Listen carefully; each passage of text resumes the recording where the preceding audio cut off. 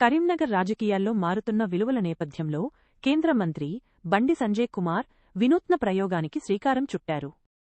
Karimnagar corporation ఎన్నికల బరిలో ఉన్న బీజేపీ అభ్యర్థులతో ఆయన బహిరంగంగా ప్రతిజ్ఞ చేయించారు. గెలిచిన తర్వాత ఎట్టి పరిస్థితుల్లోనూ పార్టీ వీడబోమని దైవ సాక్షిగా తల్లిదండ్రుల సాక్షిగా అభ్యర్థులు ప్రమాణం చేశారు. నిరంతరం ప్రజలకు అందుబాటులో ఉంటూ దేశం సమాజం ధర్మం కోసం అంకితభావంతో పనిచేస్తామని స్పష్టం చేశారు. అభ్యర్థుల నిబద్ధతను చూసి స్థానికులు హర్షం వ్యక్తం చేశారు.